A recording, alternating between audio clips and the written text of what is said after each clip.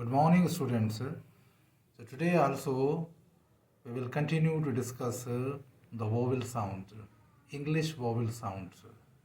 As I told you earlier that there are 20 vowels in English language. And I told you the difference between the consonant sound and vowel sound. As I told you, and I had also showed you that vowel sounds are spoken without any friction.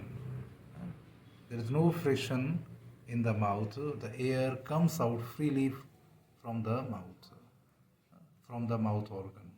But there are many varieties of vowels, and there are basically three varieties: front vowels, back vowels, and central vowels. So far we have discussed front vowels and the back vowels. In this lecture today we are going to discuss the central vowels. So we have three central vowels, and as I told you that what are the central vowels? Central vowels कौन से होते हैं? Central vowels वो होते हैं कि जिन vowels को बोलने में फ्रंट पार्ट दो सेंटर पार्ट ऑफ द टंग, जो हमारी टंग का जो बीच का हिस्सा है, सेंटर पार्ट, जैसे हमने टंग को तीन हिस्सों में विभाजित किया है, डिवाइड किया है, front part, centre part and the back part. तो जो सेंटर पार्ट है वो एक्टिव आर्टिकुलेटर होता है, एक्टिव रोल प्ले करता है, और वो किस तरफ जाता है? जो tongue, the part of the tongue, जीभ का हिस्सा, और वो कितना हाइट करता है, कितना ऊपर जाता है, उससे निर्धारित होता है वोवेल का।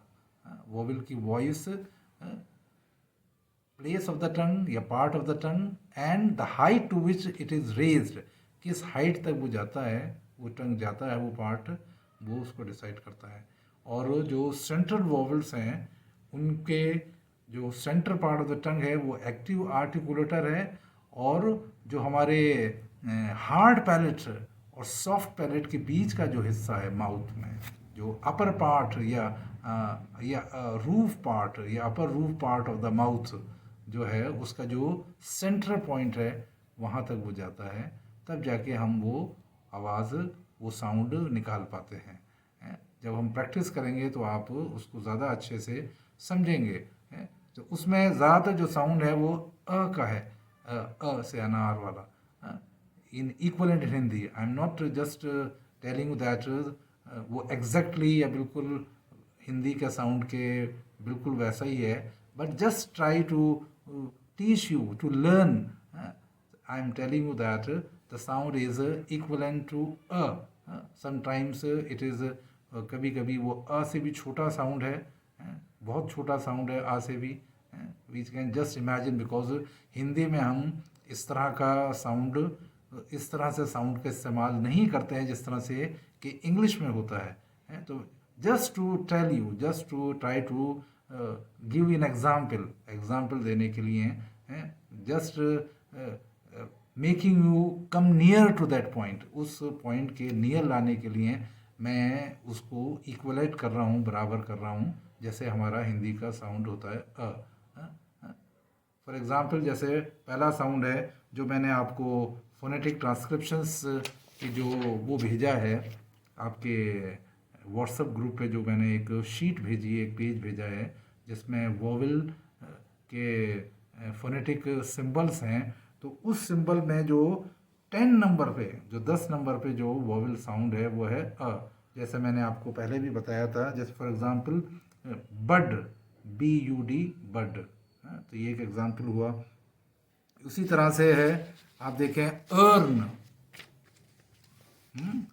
और एग्जांपल देखें आप बन, BUN, बन, एंड देन हट, HUT, हट। फिर देखें आप शट, SUT, शट, तो उसमें सब साउंड है।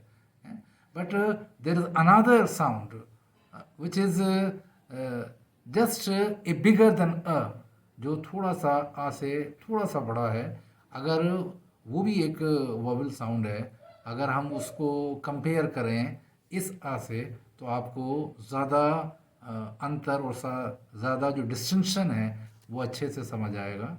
फॉर एग्ज़ाम्पल जो 11 नंबर का जो साउंड है, जो मैंने आपको लिस्ट भेजी है, उसमें जो 11 नंबर का साउंड है, उसको 10 नंबर से हम जो 10 नंबर पे जो है उसको हम कंपेयर करते हैं, तो थोड़ा सा आपको डिफरेंस समझ में आएगा। दोनों में आ है, but they are totally different, वो दोनों अलग हैं, डिफरेंट है।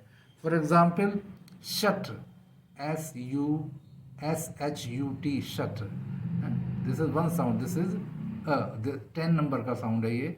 और जब हम 11 नंबर पे देखें शर्ट, शट, शर्ट, तो वो थोड़ा सा बिगर है।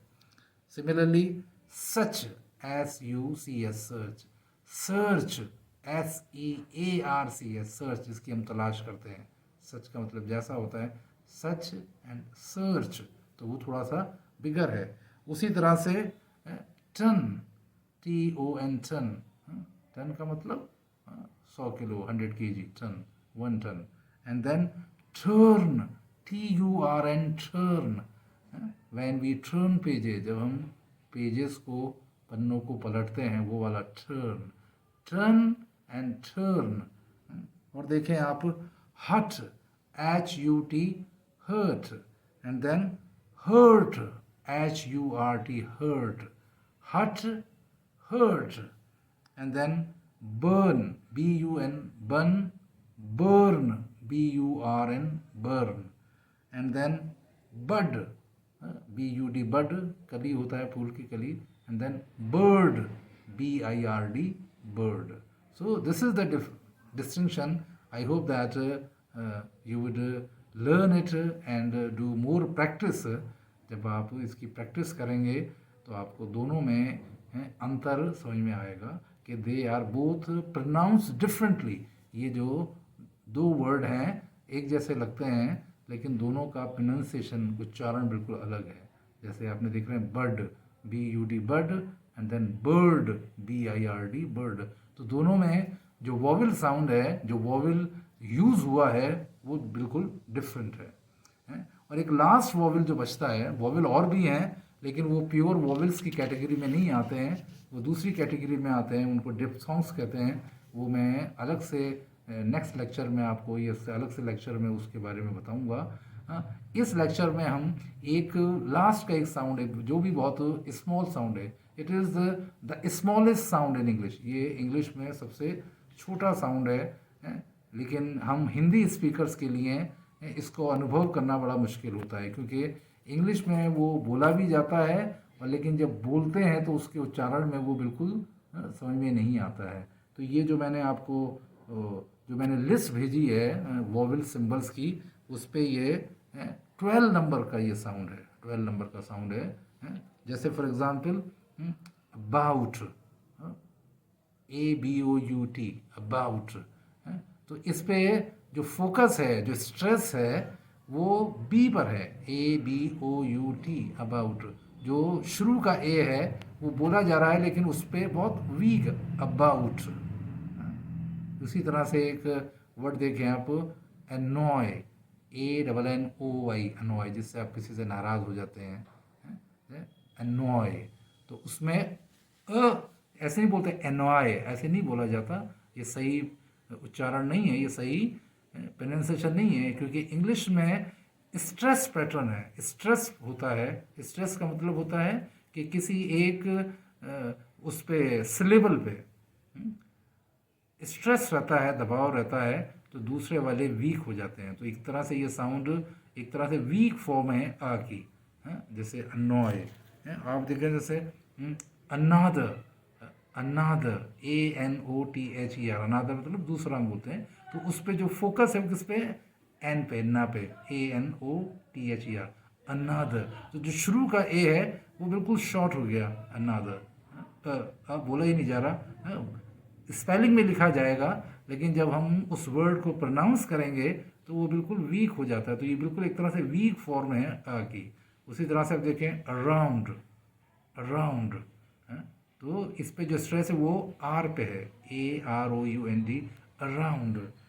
फिर आप देखें राइज, ARISE, राइज। देखें आप और देखें, अरेस्ट, ARREST, अरेस्ट। तो उस पर भी जो फोकस है, जो स्ट्रेस है, वो आर पे है और ये वीक हो जाता है। इसी तरह से है apology, apology, APOLOGY, apology. Apology का मतलब होता है माफ़ी मांगना किसी से, है। तो उसमें APO, तो इस पे APOLOGY, है। तो जो शुरू का ए है, जैसे हम बोलते हैं अपोलॉजी नहीं पढ़ा जाएगा, बल्कि पी पे जो उसके स्ट्रेस है अपोलॉजी, तो शुरू वाला ए है वो बिल्कुल वीक हो जाएगा। तो this sound is very important and this makes English a very distinct language with Hindi. Hindi से ये बिल्कुल अलग इसका रूप है इंग्लिश का। हिंदी में हम हर व्यंजन का, हर जो भी अल्फ़ाबेट होते हैं उसका हर को प्रोनाउंस करते हैं। जैसे अनार है तो हम पर्टिकुलरली न र ऐसे बोलते हैं, but English is not run like that Hindi language की तरह से वो रन नहीं करती है, बल्कि देर इज़ स्ट्रेस पैटर्न है, और उस स्ट्रेस पैटर्न में this sound is very important because it is a very weak form. It is used in a very weak form. Thank you very much.